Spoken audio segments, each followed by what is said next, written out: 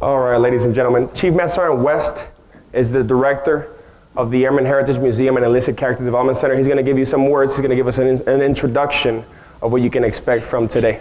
Chief. What we're here today, what we want to give you today is something that, growing up as a young airman, something that the Air Force didn't really invest in me, but they expected for my parents to invest in me, and that's character development. Well, I can tell you this, when I moved out of my mom's house in 1992, the last thing I wanted to hear is someone telling me what to do, and someone trying to show me that some of the things that I was doing wasn't the right thing. So what we're going to do today is we're going to share with you some tools that that you can take away and use for yourself, or you can share with some of your airmen or some of your soldiers, sailors, as we have a sailor in the back here. Welcome. So this is open to all enlisted, and again, what we want to do is share some tools with you, and we can't change anyone, all right?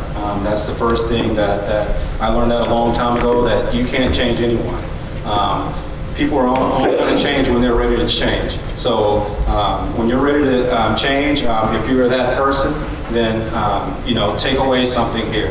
We ask that you participate. That's the only way that we grow and we get better. Know that you're a part of history today. This is our first Enlisted Character Development Series that we're launching. So know that, and also know two things that we can promise you. We won't judge you, and we won't treat you with anything other than the highest respect when you come to one of these series.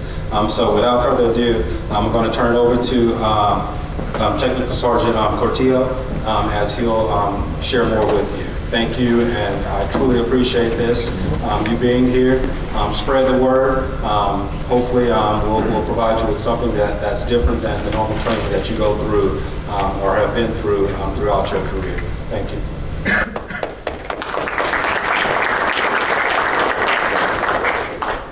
All right, outstanding. Good morning.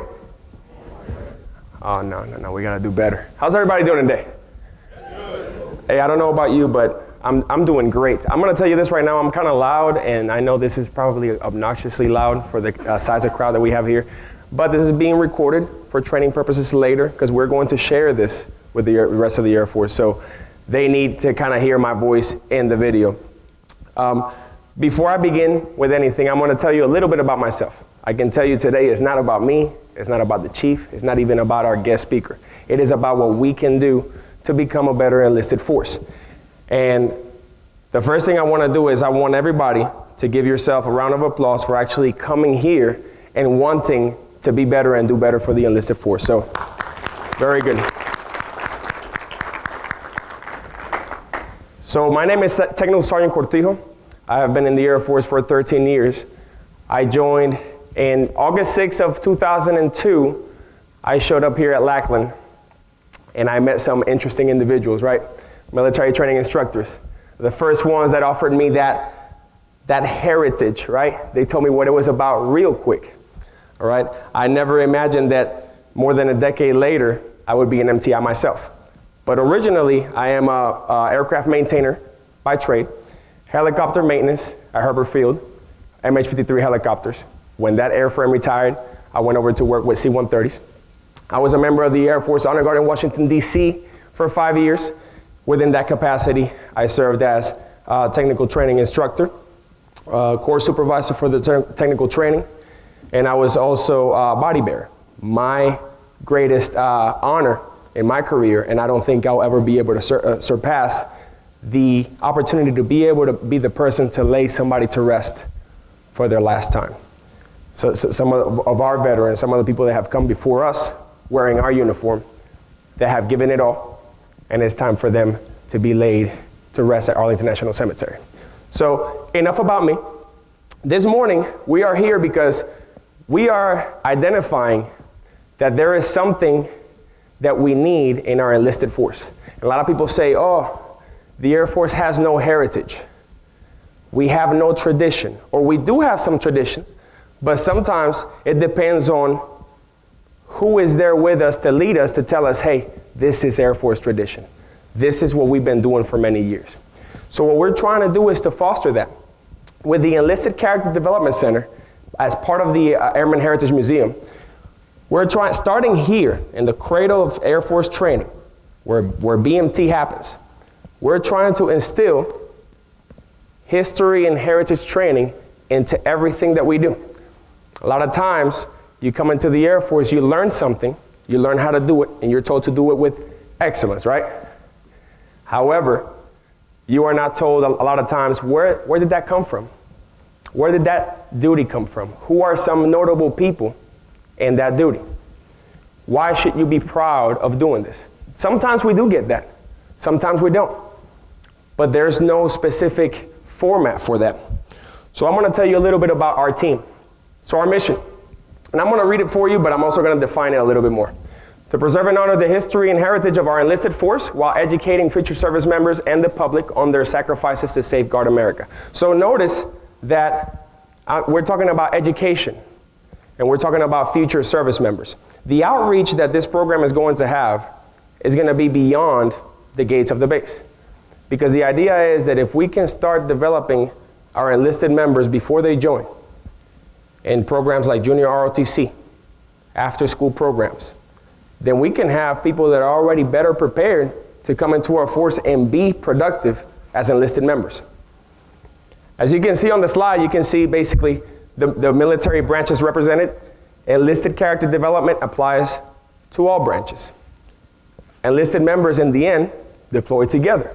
I'm pretty sure that many of you can attest to the fact that when you have deployed, you have worked alongside enlisted members of other branches. So there's definitely a common background that we all share when we talk about being enlisted. So education, future service members, and then heritage, history and heritage. So preserving that history and heritage is part of the mission of our Airman Heritage Museum, but also the Enlisted Character Development Center, getting that information out. By a show of hands, who knew, be honest, who knew that we have a museum here on base, an Airman Heritage Museum? All right, hands down. So all the people that did not raise your hands, don't feel guilty. There's people that have been here that we have known, have been here for over a decade, 13, 15 years, have never visited the museum. And sometimes when some of these people come in, they're like, oh wow, I wish I had known this was here. So definitely we need to do a better job about advertising and showcasing what other airmen have done before us and what we have there to show for our heritage. Our vision is to integrate character development in all areas of enlisted military training by providing history and heritage education at every level of instruction. So last year when General Rand, commander of AATC, came up with the idea of commissioning this program, he was thinking big picture. He was thinking, hey, this is not going to be a Lackland thing. This is not going to be a JBSA thing. This is going to be something that is going to be integrated into every area of training in the military, so that when you come in through basic training, you start seeing it. When you go to technical training, you see it again. Every time you go to PME, whether it be ALS, NCOA, senior NCOA, you see it again. So it is productive throughout the life cycle of a career, starting at junior ROTC, starting at high schools. So the idea is to integrate it at all levels. But of course, we need your help. We need the enlisted people's help, and it's starting here. Now, for the purpose of this series, because a lot of people have been asking me, hey, Sergeant Cortillo, you know, it's called a series, so what can we expect to see in the future? What is this going to be all about? All right, so what we want to showcase are the experiences of those individuals that we often don't hear about. We often don't hear about these incredible airmen, enlisted people, that have done some outstanding things still today. And we don't get a lot of press. It doesn't get a lot of press. It gets buried under other stories. I remember I was present at a staff meeting at headquarters AATC, and I brought up the fact that the day after that meeting, there were 3 airmen that were supposed to be awarded Air Force Crosses and Silver Stars. That's something that every time I mentioned it during that week, people said, oh, really? I didn't know about that. 3 airmen, 3 enlisted, a technical sergeant, and 2 senior airmen. Why don't we know about that? Why is that not more common? So the idea is to showcase those stories told by the people who were there. We're going to have speakers here that are going to be able to tell you firsthand, hey, this is the area of character or how I was developed within my character and the traits that I have that made me the person that I am to be able to perform at that level. Some of the people, some of the speakers are not going to be able to be here themselves because maybe they lost their lives, but you're going to have other individuals that can speak for them because they were there. And also we're going to have speakers that can talk about their experience leading the enlisted. Because a lot of times we hear about that 30,000 foot overview of leadership where they can see you from above, and there's a lot of leadership that we don't really know about. We don't really know about how they think, how they want us to think. So we're going to have speakers here that can also showcase that. What is expected of me when it comes to being an enlisted member in the front lines? Now, character development. There are some definitions that we're going to define character here, but by the end of today, what we really want to do is come up with our own definition based on what we have learned. What happens in these series, whenever we come here to speak and talk to each other, is that we want to come up with really something other than textbook answers. So when we're talking about the dictionary, and we go in there and we look up character, the aggregate of features and traits that form the individual nature of some person or thing. I found a second answer that deals with the field of genetics, but I like it for very specific reasons, and you can see why there's some text that is in red. It says, any trait, function, structure, or substance of an organism resulting from the effect of one or more genes as modified by the environment. By the environment.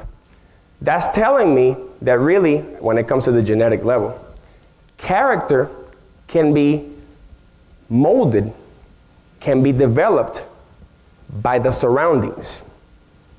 The other definition is not going to give you that because it's more abstract. But if you think about it, the people that you are associated with in your personal life, in your professional life, the leaders that influence the kind of airman that you are all going to be part of what your character is going to become. You hang out with the wrong crowd, we all know what happens, right? We've been told about that since we were growing up by our parents. Don't hang out with those boys. I remember my parents telling me. And you're always like, why are you telling me? You don't know them. What we're trying to say is, throughout your life, you're going to have to make choices. How do we make the right choice? How do we know what the good choice is? Who are going to be those genes, those people that are going to have effects on us? And are they going to be positive or negative? What kind of environment am I growing up in as an airman, as a person, as an enlisted member? So finally, we're going to get to the topic of courage, which is what we are here for today, specifically. Courage. Dictionary definition, the quality of mind or spirit that enables a person to face difficulty, danger, pain, etc. without fear. That is just the definition straight out of the dictionary. But there's a lot more to that, and I'm pretty sure a lot of people here can testify to that. And remember, we're not talking about courage necessarily being Rambo, right? Running out there with a rifle, because we know that a lot of us here, most of us, really probably won't get to do that, what we see in the movies. Courage is not about that. Remember, it says face difficulty. Raise your hand if you ever have faced difficulty. If you're a human being and you're breathing, you probably have faced difficulty. So it doesn't take a specific job, career field, or rank to have courage in your character. The following speaker, and you're going to notice something different today. The advertisement went out and said that Corey Etchberger, the son of Chief Master Sergeant Etchberger, was going to be here to speak on his father and how his father developed, his character was developed, and what areas of courage he was able to draw from to basically perform at his finest hour. Eventually became a Medal of Honor recipient. However, as a lot of you may know, a lot of rain has hit the East Coast, especially the South Carolina area, the area where Corey lives. So he had to cancel with us last minute and couldn't come. I say everything happens for a very good reason. Because today we have a speaker that I've been reading about him for a while now. Is going to provide us with amazing things. And really, there's no way for me to introduce him except for to read from his bio, because he has done incredible things for us in the military. So our guest speaker, Mr. Tony Cucolo, joined the University of Texas system in April of 2015 as Associate Vice Chancellor for Leadership Development and Veteran Affairs. In this role, Mr. Cucolo is responsible for working with all academic and health institutions in the area of leadership development for undergraduate and graduate students, leadership development programs for mid-level and senior campus leaders, and establishment of an executive-level leadership institute. Additionally, he is responsible for the coordination and integration of Veterans Affairs and veteran support activities across all institutions. He serves as the systems liaison to campus ROTC programs and is also a member of UT Systems Department of Defense Advisory Group. Mr. Cucolo served more than 35 years in the U.S. Army, retiring at the rank of Major General in September 2014. Before joining the UT system, his final tour of duty was spent leading the U.S. Army War College, an accredited institution for strategic studies, whose student bodies include senior U.S. and foreign national security professionals preparing for leadership positions at the strategic level of the government and the military. While serving as a general officer for the last 11 years of his military career, Mr. Cucolo led soldiers in Afghanistan and Iraq, led analysis teams in combat zones, and on natural disaster recovery efforts such as Hurricane Katrina, commanded the largest Army base east of the Mississippi, developed the $35 billion equipment program for the Army, served as the U.S. Army's Chief of Public Affairs, and was the Commandant of the U.S. Army War College. In the 8 months since his transition to civilian life and joining the UT system, he was the Senior Advisor to Strategic Studies Group and a mentor to 3 executive leaders' leadership development courses. Needless to say, this individual, who we are honored with his presence today, is going to give us great insight into what is it that is expected from enlisted forces. He led thousands of them, especially during recent times, during the recent challenges that we have faced. So without further ado, I would like to introduce and let's give a warm welcome to Major General Tony Cucolo, U.S. Army retired. Thanks a lot. How do you